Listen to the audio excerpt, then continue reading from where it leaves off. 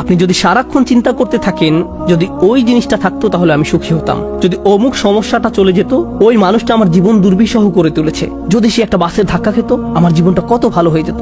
প্রতিবার বাস দেখলে আমি এই দোয়া করি।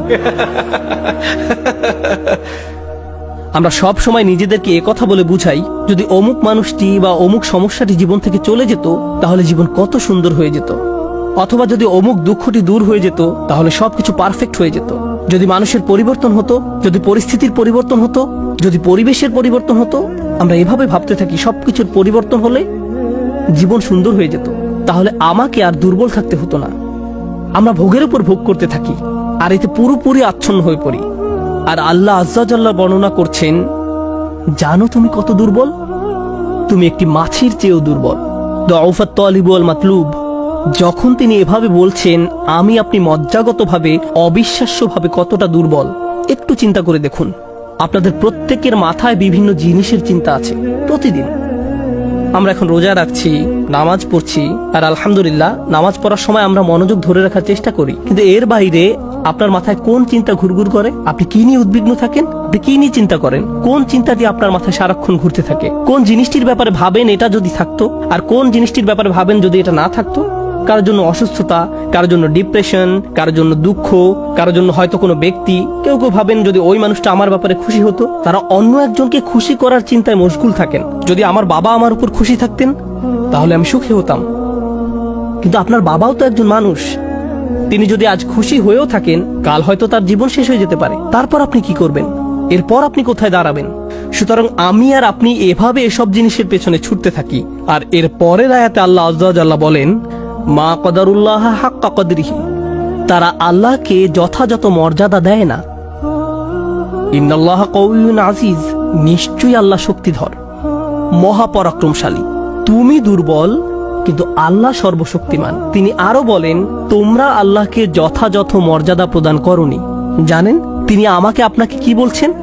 তিনি বলছেন তোমরা বিভিন্ন জিনিসের পেছনে ছুটবে, তোমরা বিভিন্ন মানুষের পেছনে ছুটবে, তোমরা এই দুনিয়ার যত কিছুর পেছনেই ছুটো না কেন এর প্রতিটি জিনিসের একদিন সমাপ্তি হবে। এর প্রতিটি জিনিস দুর্বল। এই কারণে তুমিও দুর্বল হয়ে পড়েছ। এই জন্য তুমি বারবার দুঃখ ভারাক্রান্ত হয়ে পড়ছো। ফলশ্রুতিতে তুমি বারবার ক্ষতির সম্মুখীন হচ্ছ। কিন্তু শেষবারের মতো যখন তুমি এই সিদ্ধান্ত গ্রহণ করবে তোমার যত চাওয়া পাওয়া আছে তার মাঝে সবচেয়ে বড় চাওয়া পাওয়া হলো তোমার মালিককে খুশি করা, যখন তুমি সবকিছুর উপরে আল্লাহর সন্তুষ্টিকে প্রাধান্য দাও, যখন তুমি সত্যিকার অর্থে তোমার অন্তর থেকে এটা করতে পারবে, একমাত্র তখনই, যেহেতু তিনি শক্তিধর।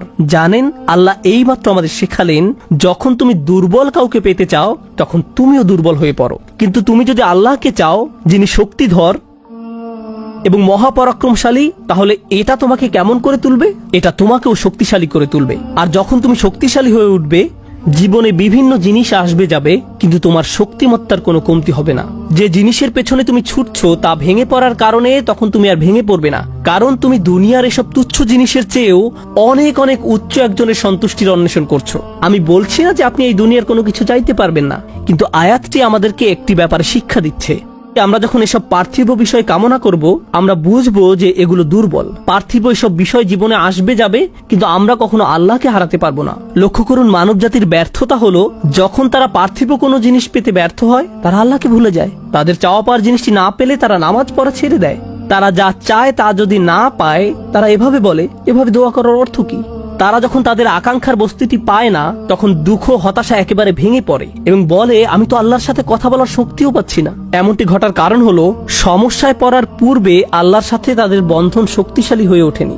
যদি সে বন্ধনটি আগে থেকেই বর্তমান থাকতো, যেমন মূল যদি শক্তভাবে গাঁথা থাকে তাহলে ঝড় এলে এদিক ওদিক দুলতে থাকে, সম্পূর্ণ ভেঙে পড়ে না, মূলের উপর দাঁড়িয়ে থাকতো। আর ঝড় চলে গেলে আবার ফল দেয়া শুরু করতো। এরকম একটা উপমার কথা কোরআনে অন্যত্র এসেছে, আসলুহা সাবিত ওয়া ফারউহা ফিস সামা। লা ইলাহা ইল্লাল্লাহ হলো এমন একটা বৃক্ষের মতো যার শেকড় মাটিতে এবং শাখা আকাশে উত্থিত। এটাই ঈমানের শক্তি। এই আধ্যাত্মিক শক্তির ধারণাটি আরো পরিষ্কার করার জন্য আমি আপনাদের নিকট একটা উদাহরণ পেশ করব। শক্তিকে আমরা বিভিন্ন জিনিসের সাথে সংযুক্ত করি। আমি বহু বছর আগে একটা ঘটনা নিয়ে কথা বলছিলাম, কিন্তু এখন এটি আমাকে অনুপ্রাণিত করে। যুক্তরাষ্ট্রের নিউ অরলিন্স অঙ্গরাজ্যের একটা পরিবারের একটা ঘটনা। পরিবারটা ছিল অনেক ধনী, তাদের গাড়ি ডিলারশিপের ব্যবসা ছিল। তাদের দোকান ছিল একেবারে সমুদ্র সৈকতের পাশে। তারা দামি দামি গাড়ি আমদানি করত এবং বিক্রি করত। এরপর হ্যারিকেন ক্যাটরিনা আঘাত হানল।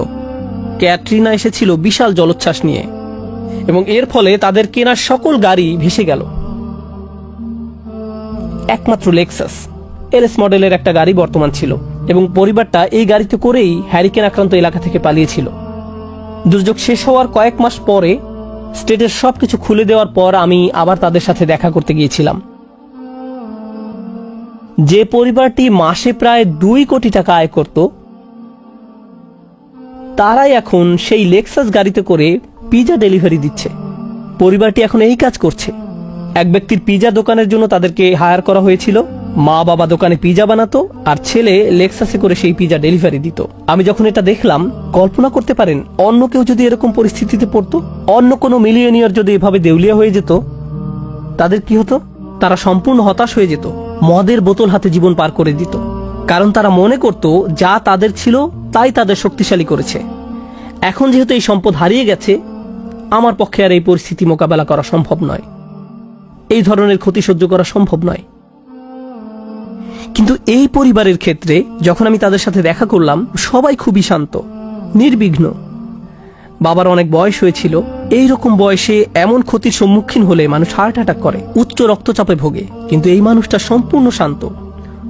তো আমি তাকে জিজ্ঞেস করলাম, কিভাবে এটা সম্ভব? আমি এমনকি আমার প্রশ্ন করাও শেষ করতে পারিনি।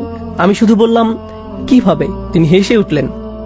তিনি বললেন, যখন ব্যবসা ভালো ছিল আমি সারাক্ষণ ফোনে ব্যস্ত থাকতাম। শিপমেন্ট এসে পৌঁছেছে কিনা, পেমেন্ট দিতে দেরি হচ্ছে কিনা, কার কি ডেলিভারি দেওয়া প্রয়োজন, কাস্টমার খুশি কিনা, ট্যাক্সের হিসাব ঠিক আছে কিনা, কর্মচারীদের সমস্যা, অমুক সমস্যা, তমুক সমস্যা।